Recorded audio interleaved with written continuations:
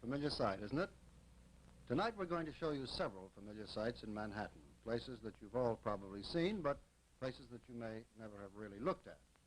We want to show you what you're in danger of losing.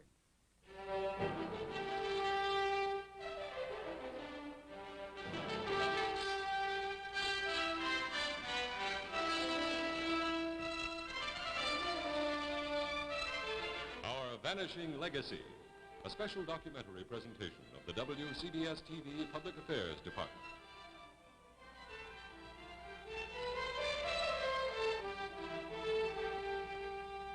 Your host this evening is Ned Calmer. A wrecking ball really means business. Get the job done, smack down the old, make room for the new, make room for progress. It's almost as if the city is a big stage set put up for the acts of each generation, then struck from the skyline to make room for the new show. The question that we seldom stop to ask is this: are we just tearing down buildings, or are we also destroying some of the most precious things in our cultural heritage? There's no simple answer, for each building is an individual, with faults, with talents, even with personality. Let's take an example and look at a building that was almost lost and then saved. Here's a design for a modern office building originally scheduled for the southeast corner of 57th Street and 7th Avenue, designed to replace a concert hall that was called outdated, tired, but had a replacement on the way. Meantime, up at Lincoln Center, no one could guarantee that the new Philharmonic Hall would be acoustically as perfect. Yet plans were made to tear down the most important concert hall in America before the new one was finished. On top of that, there's one priceless quality that Carnegie Hall has that Philharmonic Hall will never be able to overtake: the priceless quality of tradition.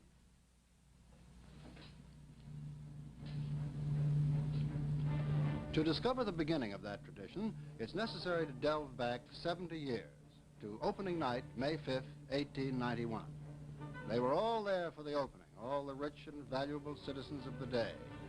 The carriages of the Whitneys and the Rockefellers and the Sloans and the Abbotts were lined up for a quarter mile down 57th Street. It was the night that everybody was on time.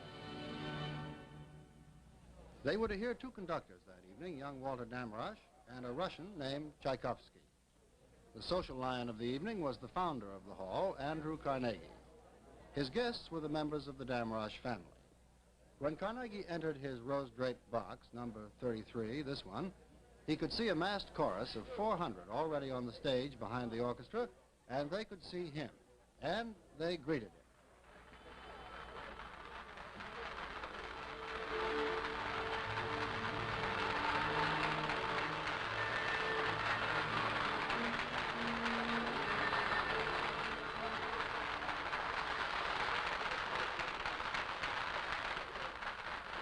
The architect of Carnegie Hall was William Burnett Tuthill, and this was his masterpiece in masonry. He was standing backstage on the opening night watching his great four-tiered hall fill up. All the gallery seats were taken, behind them crowded rows of standees. And suddenly Tuthill was filled with cold horror. Would the balcony hold the weight? Were those slender steel columns strong enough? Well, he never stayed for the concert. Home he ran to sit up all the night through, recalculating his original estimates of stress and strain on those columns. He also missed the speech by Bishop Henry Codman Potter, the bishop peering into the future and making a prediction. Through the long vista of tune-filled days and nights which open from this hour, it will be others who are to make this hall vocal with song and resonant with melody and harmony.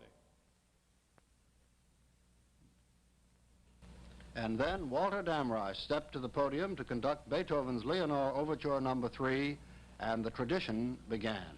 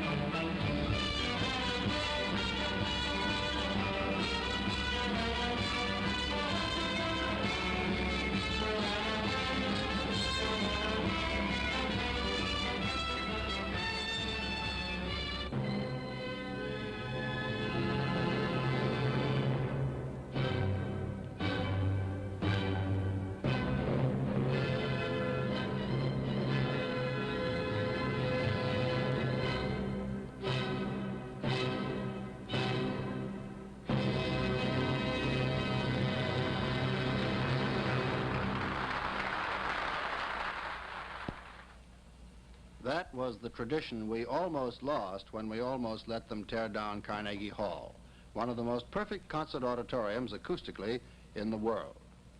And now let's consider another famous old building that seems to be doomed. Recently, a firm of builders announced that Pennsylvania Station will be the site of this new Madison Square Garden, the fourth Madison Square Garden that we've built in our city. It's planned to rise over the top of the present stations of the Pennsylvania and Long Island Railroads, which will be below street level. Pennsylvania Station, which was opened on September 8, 1910, was designed by the architectural firm of McKim, Mead, and White, and particularly the works of Charles Follen McKim, who studied and traveled in Europe as a young man, could never quite get over the ruins of Imperial Rome, and before he finished his career, he raised up buildings that rival the Caesars.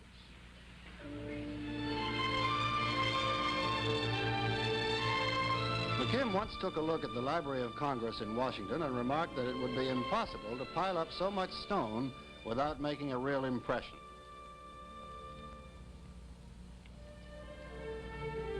Well, in the half mile of exterior walls in Pennsylvania Station, McKim's masons took 13 months to pile up over 500,000 cubic feet of Milford pink granite hauled from the Massachusetts quarries in 1,000 freight cars.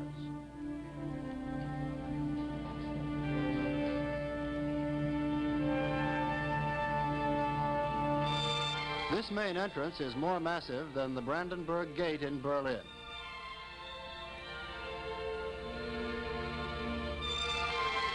The architect's biographer, Charles Moore, writes this about Penn Station. Whenever descending the broad stairs into that concourse, I recall a languorous afternoon in the late June of 1901 spent with McKim at the baths of Caracalla in Rome. That afternoon, it was simply artistic impulse that led him to hire willing but astonished workmen to pose among the ruins to give scale and movement. Movement because in all his designing, McKim ever had in his mind's eye the people, men, and especially well-dressed women who would sweep up and down his broad staircases. The travertine used in the interior walls comes from quarries in the Roman Campagna near Tivoli, the same stone used to build the Colosseum.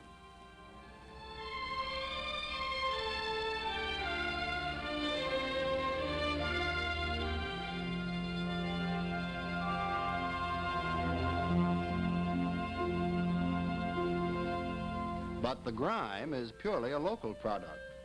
It is so plastered over Jules Guérin's fading murals that they've nearly disappeared into the stonework. But the decorations and classical details fade when we consider the real triumph of Pennsylvania Station, which is space. The concourse is larger than the nave of St. Peter's in Rome, the largest church in the Christian world. There's so much space that the railroad has been able to build an entire other station indoors, a massive shed that looks as if it was designed to keep rain off the passengers buying tickets.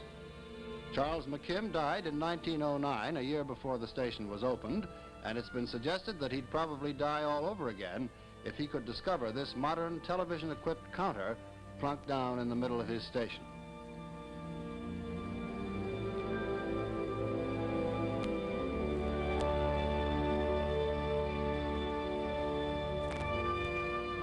But this he would recognize, the great glass-roofed sky of the train room.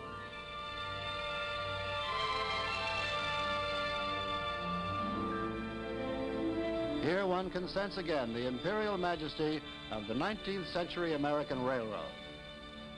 Today, Pennsylvania Station seems to have joined the spirit of the baths of Caracalla. It's a work of the past. Perhaps it always was. But though the ruins of the baths remain, the ruins of Penn Station will soon be gone. And all this space, with room for passengers to relax, with room for pigeons to live indoors, with room for friends to meet, perhaps will now give way to the low ceilings and the fluorescent lights and the thing we call efficiency.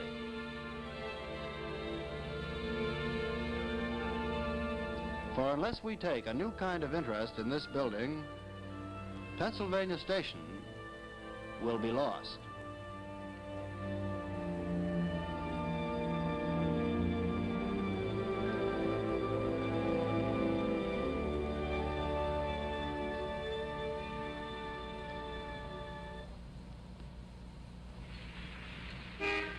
Sometimes a building is not threatened with demolition, but can be destroyed in another way. On the outside, Grand Central Terminal is little changed. Up top, watching over the passengers who come and go, stands Mercury. To his right, Hercules, stone symbol of physical energy. On his left, Minerva, symbol of moral energy. Unlike Pennsylvania Station, Grand Central is made of steel with the girders hidden under a rich and costly envelope of granite and Indiana limestone. Entering the terminal gives the feeling of a continuous experience of space and height.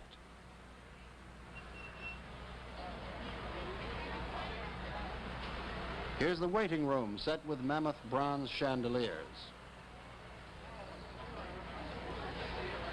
Here's space that gives a man a sense of being. And here it was that they were going to fit in 3 floors with bowling alleys until the zoning commission stopped them.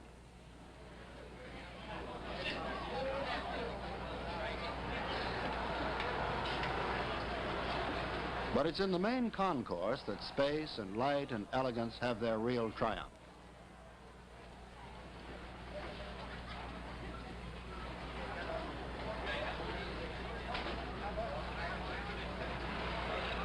This great vaulted room is still the classic work of interior space in American architecture.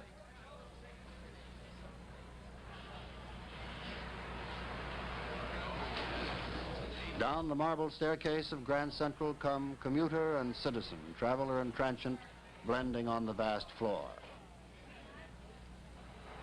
But today, the vast floor is the home of an odd collection of shacks and signs that have very little to do with the business of a railroad station. These are attempts by the railroads to make money from the asset of space.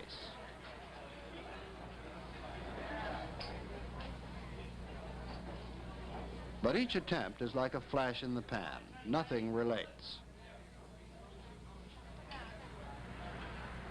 Signs and shacks and stalls and displays have gone up in a helter-skelter order.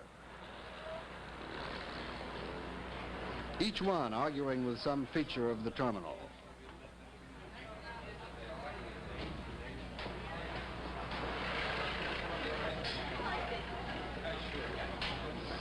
Each one cluttering its portion of Grand Central with distraction.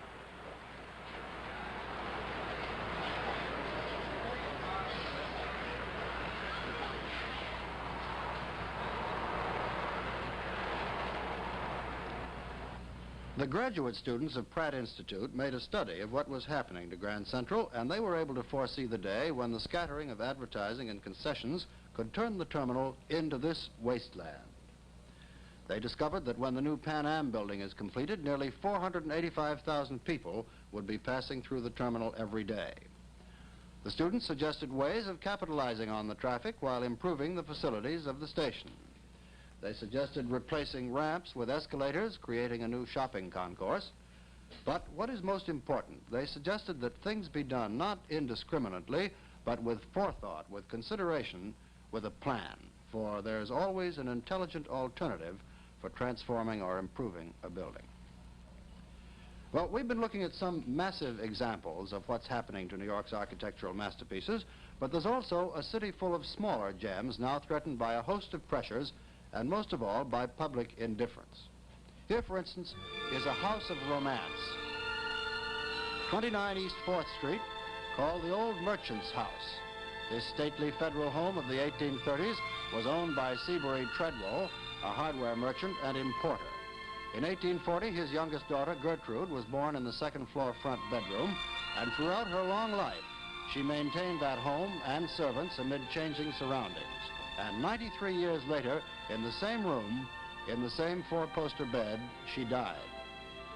Today, the Old Merchant's House is a museum, but since the caretaker has gone, it's been closed to the public. Inside, vandals have broken in to smash the furniture. They even stole the family Bible.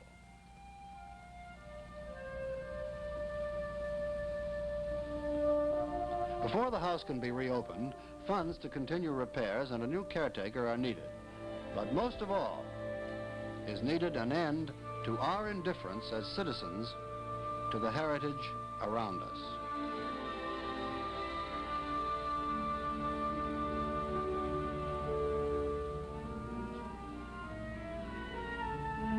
Dating from the same period as the old merchant's house is LaGrange Terrace on Lafayette Street near Cooper Union. Originally, there were 9 marble dwellings with the uniform colonnade front. Today, 4 remain. The architecture was inspired by ancient Greece, a fashion that was sweeping the young nation of America in the 1830s. The stone cutting and fitting were done by prisoners at Sing Sing. Until the 1850s, this was the most stylish residential section of our city, for here lived John Jacob Astor and Franklin Delano, great-uncle after whom FDR was named. The houses where they lived were truly built to last. It was necessary to blast the stones apart with explosives when half the houses were torn down. In their place now stands a warehouse. On January 6, 1872, these windows of the Broadway Central Hotel looked out on the easy world of President U.S. Grant and upon the financial plunderings of Jay Gould and Jim Fisk.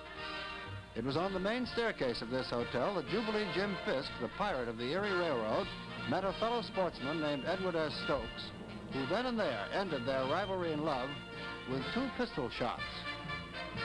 Today, the street level has been fixed up to keep the hotel in tune with the neighborhood, but it remains as the place where New York City lost perhaps its greatest rogue of the 19th century.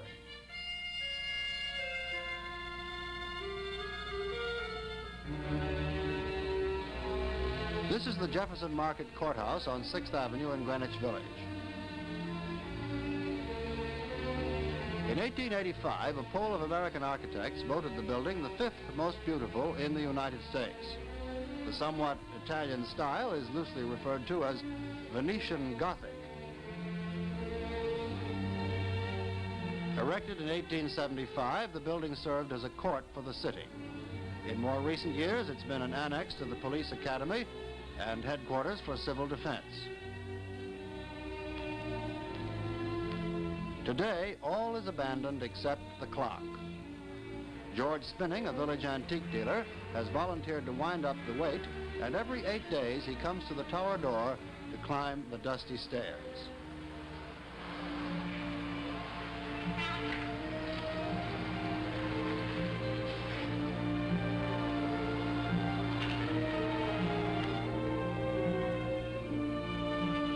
In many ways, George is typical of the crusading attitude of Greenwich Village residents. Many of them love their old buildings, and they seek alternatives to outright destruction.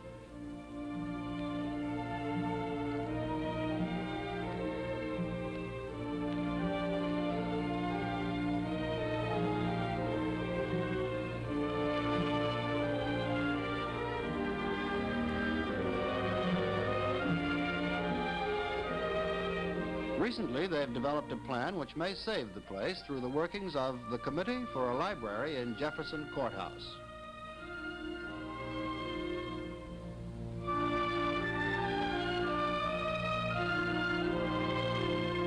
The tower clock is a copy of the movement in London's Big Ben. 2 years ago, George took the whole works apart, carried the pieces down the stairs, cleaned them, lugged them back, and reassembled the whole mechanism. He found that the parts were in good condition under the dirt, and the clock has been keeping good time ever since.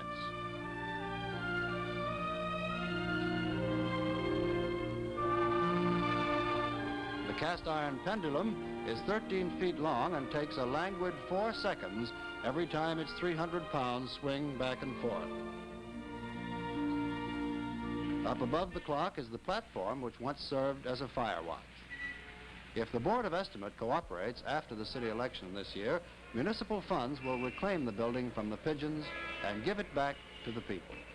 Reconstructed inside as perhaps the most unusual library branch in the city.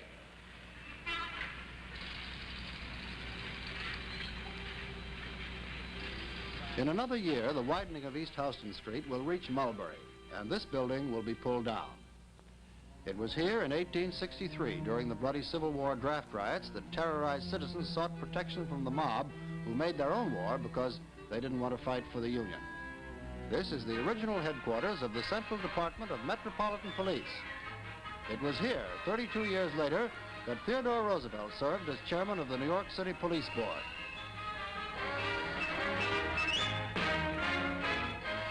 Often down these stairs, he began his legendary all-night excursions, prowling the city streets to see what the force was up to. He made some surprising discoveries. From his office, TR sent new vigor and morale into the city's uniformed force.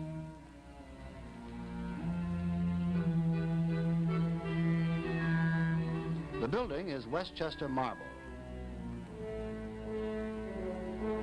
It even has dungeon-like cells in the basement.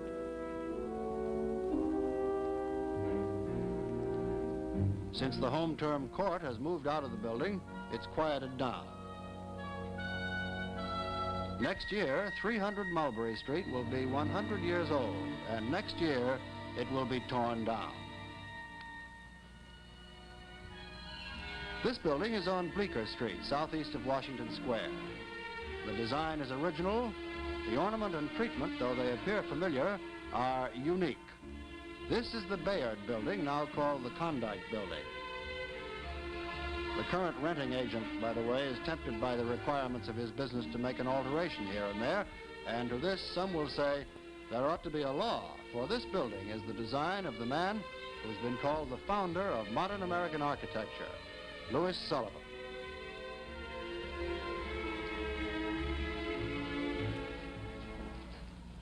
Now let's take a look at two of Manhattan's proudest new residential neighborhoods. One, an urban renewal project, the other, new luxury 3rd Avenue apartments.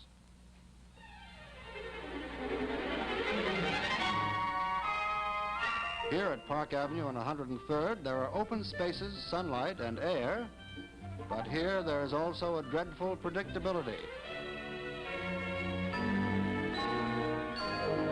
The building's uniform, drab, and monotonous. No place for the eye to come to rest. No variety, no contrast. Here on 3rd Avenue, architects and builders have raised up magnificent structures that blot out the sky.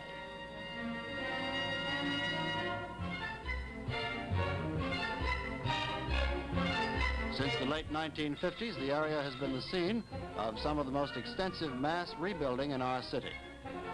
But when a tremendous area is reconstructed all at once, variety gives way to current fashion. And these expensive, luxurious houses present the same predictability and monotony as the housing projects.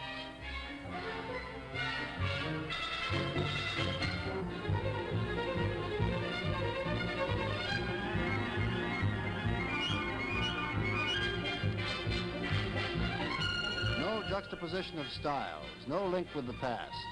There is only brick, endless white brick.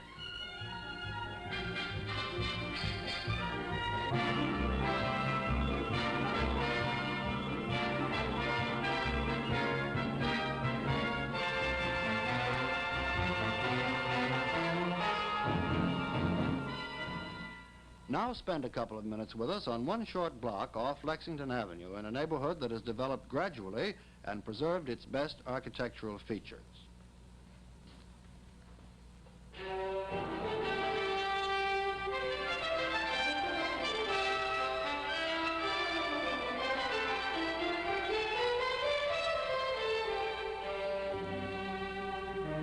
Here is a Gothic Revival church.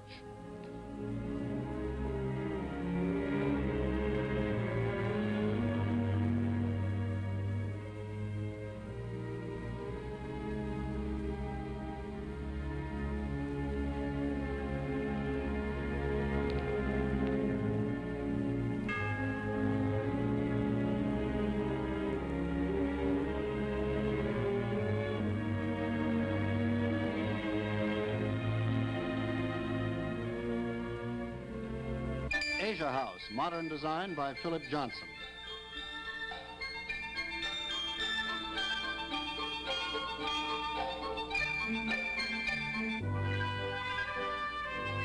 Eastlake Victorian townhouses from the days of the Spanish-American War.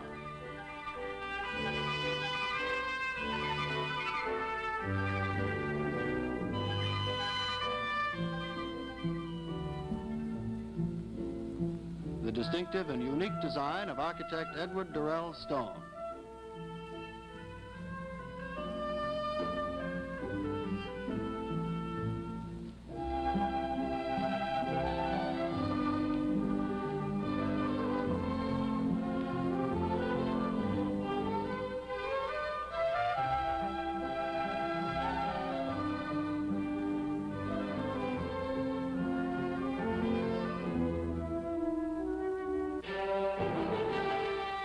fancifully converted brownstones.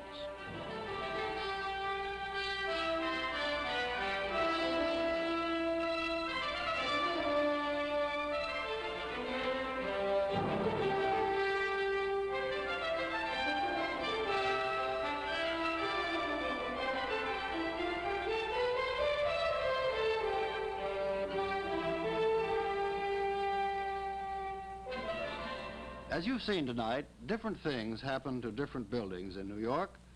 They fall into disrepair when the surrounding neighborhood changes. They become defaced as the owners attempt to fix them up for new uses, or they become targets for the wrecking ball. But still, people will say, New York is not old Sturbridge Village. Who wants a collection of museums around? We couldn't agree more.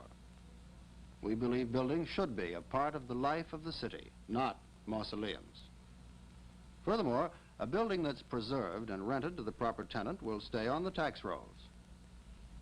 But in comparison with other American cities, New York is far behind in recognizing our architectural legacy. Since 1931, Charleston, South Carolina, for instance, has maintained its old and historic district, and Boston has had a large chunk of Beacon Hill, historic Beacon Hill, zoned against change. Should there be a law to protect our unique buildings in New York, to preserve the best of our architectural tradition, to save our vanishing legacy? Maybe there should. This is Ned Calmer.